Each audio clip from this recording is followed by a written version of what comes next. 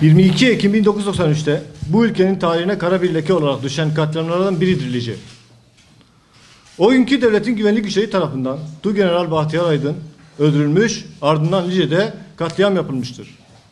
Sonuç 401 ev, 287 iş yeri talan edildikten sonra yakılıp yıkılmış, 17 insanımız, canımız da hayatını kaybetmiştir. 21 yıl önce yaşanan bu olayın günümüze kadar irdelenmemiş olması da Lice'nin katliamlarının gerçekleşmesiyle paraleldir. Bu katliamların hala adalet karşısına çıkarılamaması bizler için yeni katliamların habercisi niteliğindedir. Hal böyleyken bu olay zaman aşımına uğratılmak istenmiştir. Yapılan insanlık dışı uygulamaların zaman aşımı kapsamına girmeyeceği, çünkü insanların hafızalarını ve vicdanlarının zaman ile silinmediği gün gibi ortadadır. Yaşanan bu vahşetin ancak gerçek bir hesaplaşma ve adalet ile vuku bulması sonrasında kamuoyu vicdanına bırakılabilir. Diyarbakır Cumhuriyet Başsavcılığı'nın 2013'e 692 esas sayısı ile bir iddianame açılmış ve bu iddianame 8. Ağır Ceza Mahkemesi tarafından kabul edilmiştir. Bu karar halkın gönlünde bir adalet tomurcuğu oluşturmuş ve hesaplaşmak için de Diyarbakır adresine akın etmiştir.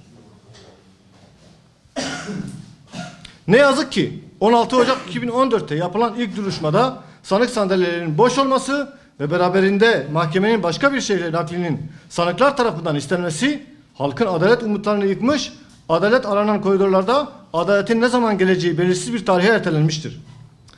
Akabinde avukatlarımız aracılığıyla mahkemeye itiraz edilmiş, hatta 2 günlük kısa bir zaman içinde 2500 imza Adalet Bakanlığı'na gönderilerek sesimizin duyulması istenmiştir.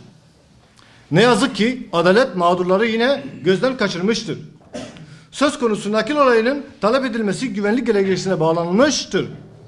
Oysa 16 Ocak 2014 günü yapılan ilk duruşmada mahkeme önünde ve mahkeme salonunda bulunan olayın mağdurları, tanıkları ve platformumuzun bileşenleri hiçbir olaya sebebiyet vermemiş, hatta güvenlik sorunu oluşmadığına dair tutanak zapta alınıp mahkemeye sunulmuştur. Özellikle mahkeme savcısının davanın naklini reddetmesi içimizi ferah tutmuş olsa da Diyarbakır valisinin güvenlik zafiyeti oluşur demesi bizim umutlarımızı söndürmüştür. Bu şehrin mülki idare amirinin kendi şehrinde olmuş bir olayı güvenlik gerekçesiyle başka bir şehre naklini uygun görmesi, yöneticilik yaptığı halkının isteklerini görmediğinin açık bir göstergesidir. Dün itibariyle yaptığımız inceleme sonucu Diyarbakır 8. Ağır Ceza Mahkemesi'nde görülen Lice davası sanıklarının nakil istemiyle sonuçlanmış olup dava şifayen Eskişehir iline nakledilmiş olduğu öğrenilmiştir. Bu nakil kararının tamamen hukuk ilkelerinden uzak olup mağdurları daha da mağdur etmiştir. Bu ülke yeni bir yol alırken ve bu ülkenin insanları bu ülkeye aidiyet duygusuyla yaklaşılması istenilirken yapılan bu tür hukuk kazaları insanları aidiyet duygusundan uzaklaştırmaktan öteye gitmemektedir. Eğer bu ülkede hala Kürt halkına Kürt olduğu için hukuk farklı bakıyorsa o zaman kimse bu halkın aidiyet duygusunu da sorgulamasın. Lice halkı adaletin tecellisi için yola çıkmıştır. Kendisini bu ülkenin bir adaleti olarak gördüğü için, adalete ve hukuka inandığı için adalet arayışına çıktı. İki sanık için güvenlik gerekçesiyle nakil kabul görürken binlerce mağdurun durumu bir türlü hesaba katılamadı. Oysa ki Adalet Bakanlığı'na yazdığımız dilekçede mahkemenin Diyarbakır'da görülmesinden dolayı hiçbir güvenlik sorunu olmayacağını, platformun bileşenleri bu olayın mağdurları, tanıkları ve müştekileri olarak güvence olacağımızı belirtmiştik. Peki şimdi binlerce mağdurun gidişini kim sağlayacak?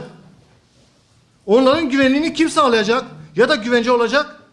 Diyarbakır'da yüzlerce avukatla mağdurları savunulurken Eskişehir'de bu mağdurları kim savunacak? Diyarbakır valisinin bu mağduriyetler için bir çözümü var mı? Binlerce mağdurun mağduriyetini giderebilecekler midir?